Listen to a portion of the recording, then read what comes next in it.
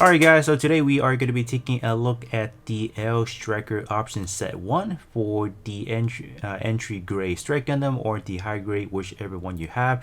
When you crack open the box, you will find a bag with 4 runners, and to my surprise, all of those runners are made this year, 2024, despite the fact that we do have a few different variants of the Aile Striker pack before, but those are all new molding, so that's definitely nice to see. And the 2 runners are going to be for the Aile Striker pack, and then some of the energy packs for the Strike or the Perfect Strike variant, and then the other 2 are going to be for the weaponries themselves.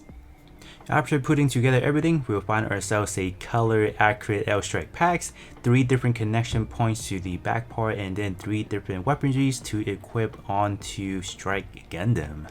So let's take a look at the new Aile Striker pack first. The wings are able to flop up and down as usual.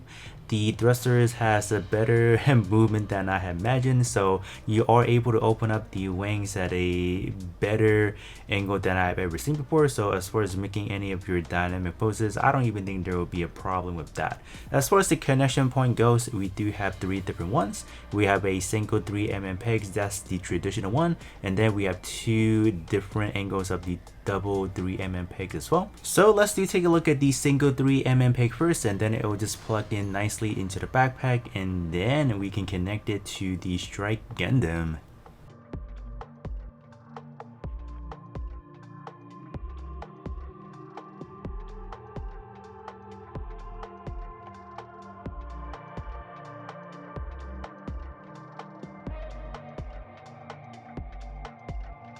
And let's actually try on Impo Gundam as well, because it does have the single 3mm peg as well, so it's just gonna fit in right there. And it is a little bit loose, so it will definitely fall off, and then there's not really a tight connection anyways, and yeah, it did came off. Now we can actually use the 2 pegs, so this one is going to fit the same direction as it was for the single peg. And as far as the gunpla that we are going to be using, we will be trying out on Arios. Arios is one of the more modernized one, and then like the other standard one that we've been having, there are 2 pegs, so it's just going to peg in really nicely. And as far as clearing issue, there's none, so this one I think is a fairly good example. So once we are able to get the other accessory for the Perfect Strike, we will definitely use areas once again, and I would have to say it will probably look even better at that time. And then the other pegs does require you to remove the lower section of the backpack first, and then it's just gonna peg in vertically. So this one, I don't really like this one the most in a way, because you are pretty much stripping away some parts of the Strike pack, and it does look a little bit odd. But if you do find this one more attractive than any other one, you definitely can for the kit bashing purposes. But for me, I do find this one a little bit more on the underwhelming side. The Bazooka overall looks fairly decent. You do have a lot of great details from the front section, and then if we do look at the back, there's actually a little bit of a venting right there, and the ammo clip does actually remove, so there are 2 that you can just kind of slap onto the actual Bazooka itself, and those 2 handles will just move for the posability purposes. And let's just slap onto the Gundam, and let's see how it looks like. I think overall, when you do slap the Bazooka onto the Strike Gundam, you do have to be careful of how you position it, because it can definitely be hindered by those ammo clips for sure.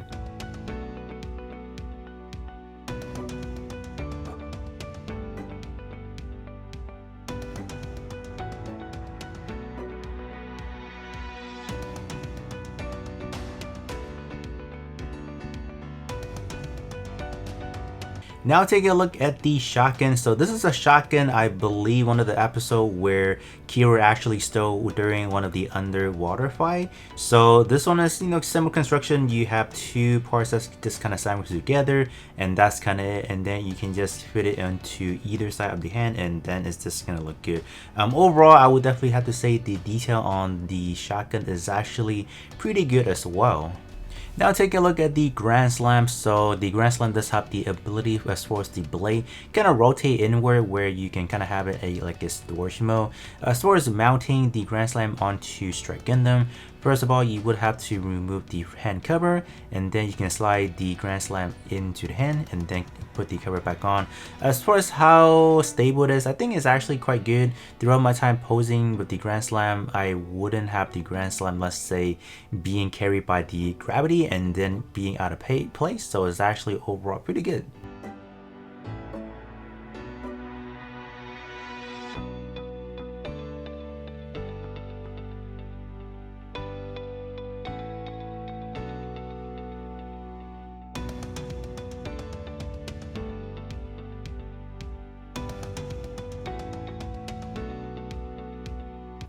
To wrap things up, let's actually compare this to the high grade version of the Aile Striker Gundam.